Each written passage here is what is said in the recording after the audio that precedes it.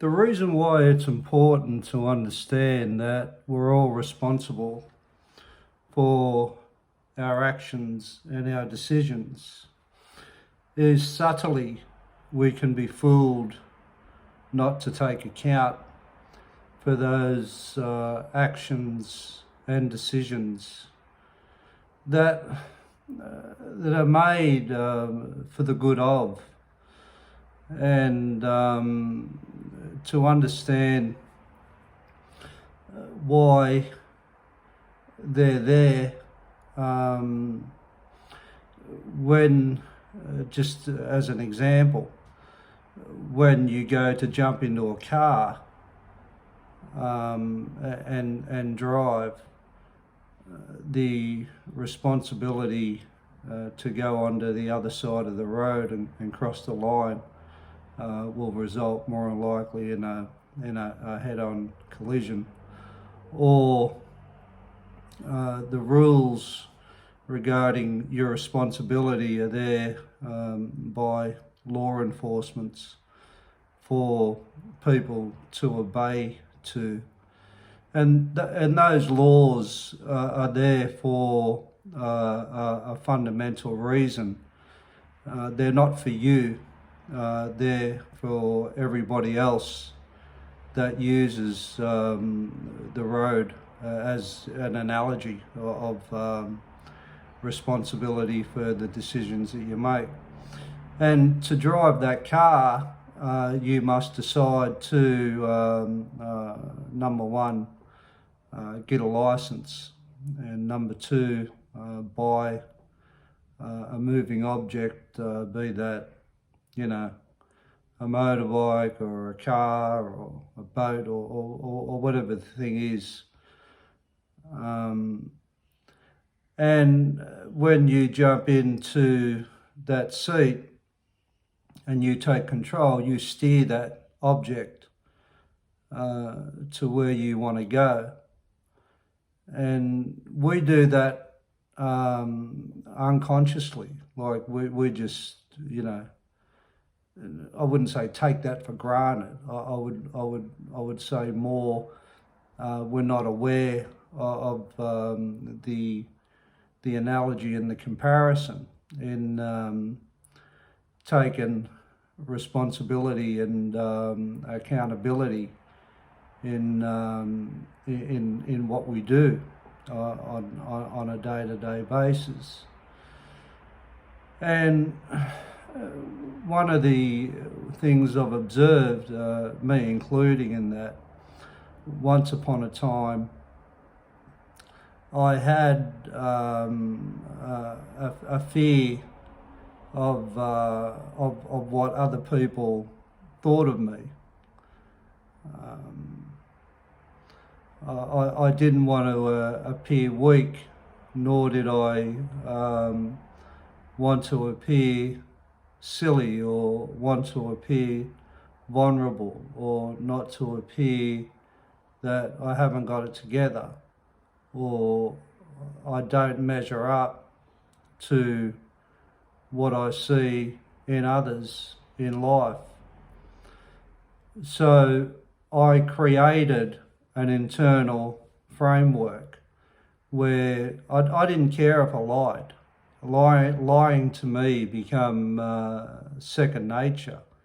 It was how I was brought up. I was brought up to lie. And if I was interacting with other people, or if I wanted to say something, I would just say it. I would say anything. It didn't matter, because I didn't understand the responsibility for my actions, nor could I comprehend that what I was doing in my dialogue and in my interactions with other people, out of fear of what other people thought of me. Nor did I know that I was creating a deeper fear within my soul. And I was creating a more of a false life because of my inadequacies. And once I hit a rehab in 1989 after finishing my last prison sentence in Bogger Road, in that centre, it was a therapeutic community. And how a therapeutic community is run is that the residents helps the other residents to heal by structure from a hierarchy, staff, higher peers that put in rules and regulations within the community. And the people that are living in that community, they have to abide by these rules and these guidelines. And one of the rules in the community is that you had to be honest with your interactions with other residents in the community, and you had to express yourself, and you really had no option, because you were confronted pretty much, not 24/7, from sun up to sundown. You woke up in the morning and it started, and it went till 11 and 12 at night. So my dialogue was still based on fear. I had this image to portray in front of other human beings, and I thought by showing people how I felt was weak. And that wasn't a conscious thing to me. Like, I had conditioned myself so much. I was 26 in my life at that point in stage by the decisions and the choices and the actions that I made externally and internally, where it led me to be locked up for 14 years of my life, charged with a murder when I was 14, and that just goes on and on and on and on and on. And so being confronted with what I was about, and me having to confront other people, I was really out of my depth, considering the way I had been living prior to going to this rehabilitation centre. And in my normal life, if you could call it normal, I thought it was normal, but it was far from it. I would just do what I want. I would say what I want. I would act how I want, and nobody could reach any soul within me or any emotion within me, because I was petrified. I was so petrified within my soul that I used to shake in fear. I couldn't handle how I was feeling, and it was a horror movie to experience. It was like I was in a movie, and the horror just didn't stop.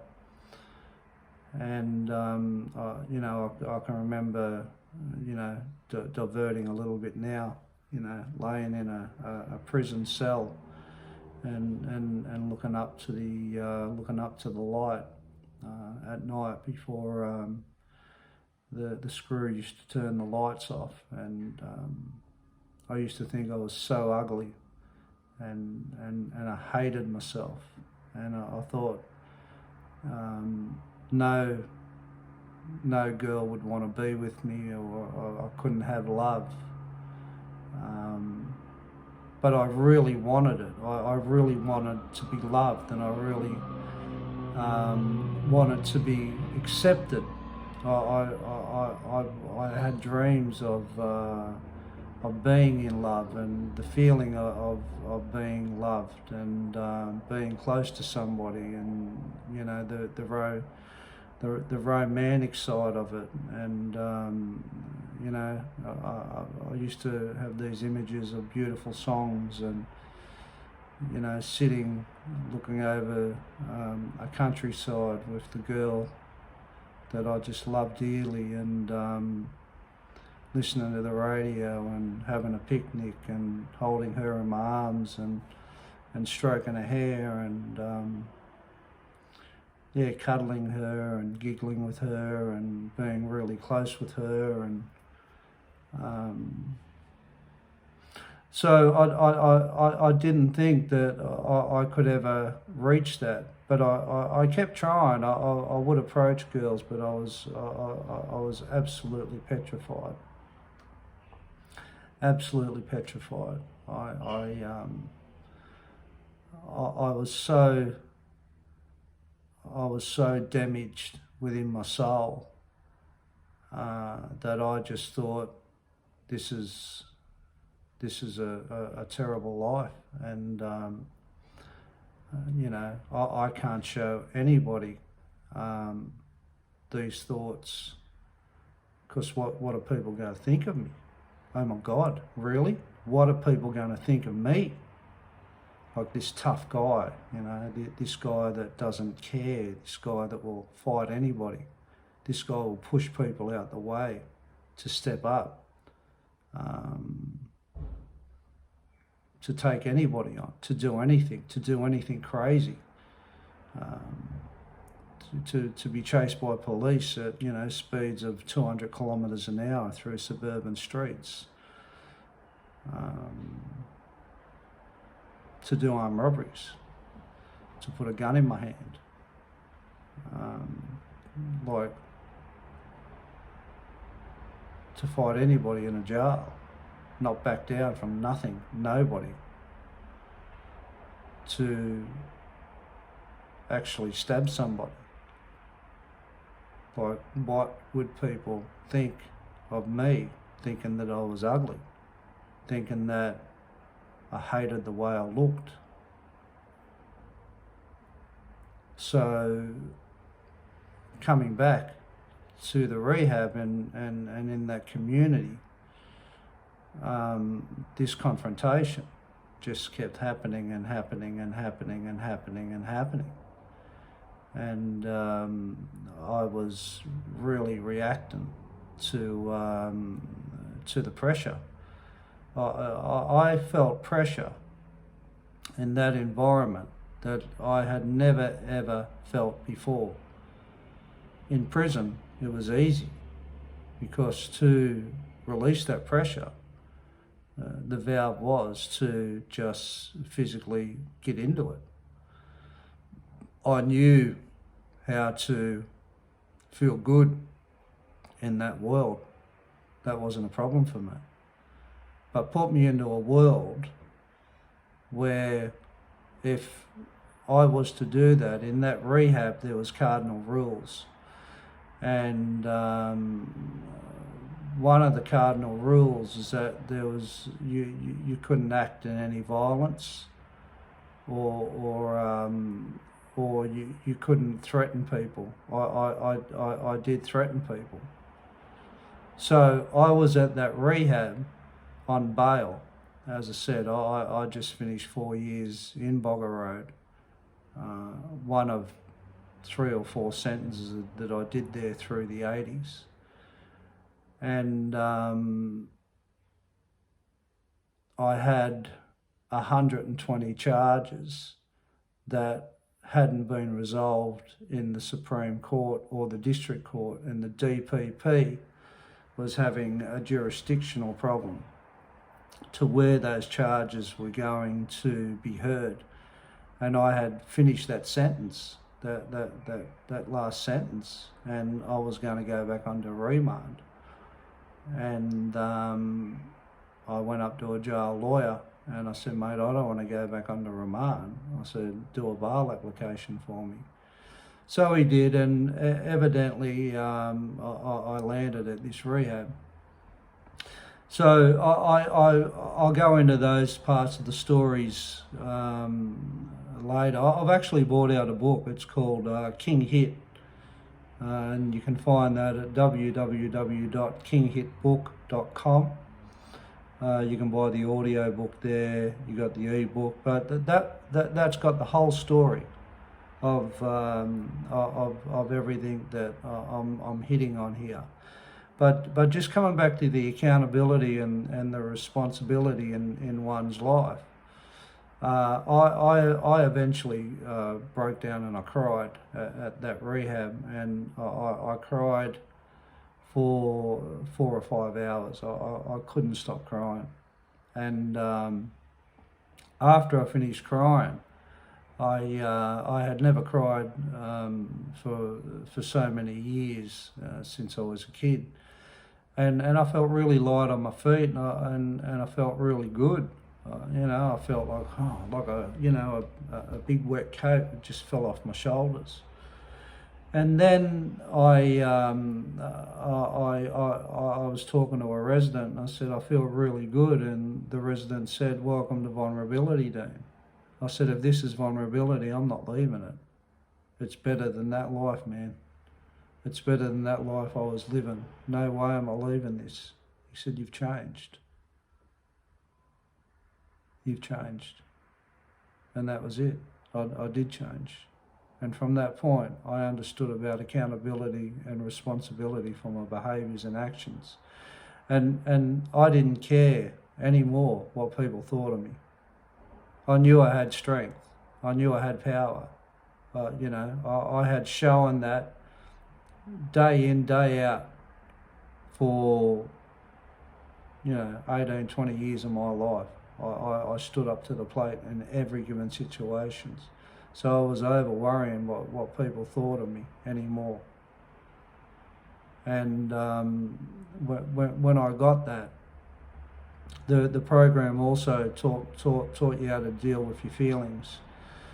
And I realised from that point in stage that I've been responsible for everything. I've been responsible for my dialogue and the consequences of the decisions that I was making, exactly like driving that car.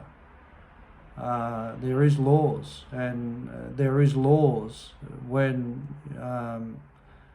you cannot overcome what you fear about what other people think of you. And those laws are, you will be trapped. You will not get out. You will create your own hell in there. And when you disregard that, that's when the hell stays, and the hell stays, and it will not go. People talk about responsibility, being responsible in your life. Well, if you're going to be responsible in your life, I strongly suggest that you want to be responsible for your own freedom. Because if your own internal freedom is not taken into account for responsibility for your actions, and you're doing it every day of your life anyway. If you're jumping into a car, you're responsible. You're responsible for putting clothes on. Like the outcome is what you wear. You're responsible for if you don't go to the gym. You're responsible for working. And you're responsible for parenting. You're responsible in friendships. You're responsible for every single action in your life. And you're also responsible to overcome yourself. Nobody else can overcome yourself. Nobody else can do this for you. It's impossible. The only person that can do it is you. The only person that can drive that car is you. The only person that steers that car to wherever you want to go is you. And the only person that steers what's happening inside of you is you. And I'm here to tell you, if you're not taking into account, if you're lying, being deceitful, being something you're not, trying to impress people, trying to validate yourself, trying to please people, whatever it is. You're creating your situation. And in creating that situation, you are not taking responsibility for yourself, because you're losing yourself. You can't find yourself in that framework. The only way to find yourself is to be get broken, or alternatively, see what you're doing and take into account what you're doing regarding your responsibility, not just for you either. When you become more honest and more accountable for what you say and what you do, you help the world. Your life is not just for you. You have an obligation to be like this. And that's the law. And you can like that or lump it, but the reality is, for you to be selfish and stay that way, you do no good for the rest of society. You do no good for other people around you. And your life is not just about you. So if you're not going to do it for yourself, get accountable and responsible for the rest of the world and for other people and your family, and do the right thing. And if you didn't mind listening to this, I wouldn't mind a like, or you can leave a comment down there. And yeah, have a great day. You're already showing that you do decide what you do in other aspects of your life every single day. Decide what you do internally and how you're interacting. That's your responsibility in your life. And I'm here to tell you, when you start showing what you truly are inside, about how scared you are, or about how inadequate you feel, or about the wrongs that you've done in your life, or about the guilt that you feel, the people that you've harmed, the dishonesty that you've done, the lies that you've done, the manipulation that you've done. You've got to get honest to reach it. You're going to feel better about yourself instead of pretending. So have a great day. I appreciate having a little yarn, and I'll be in touch. Take care.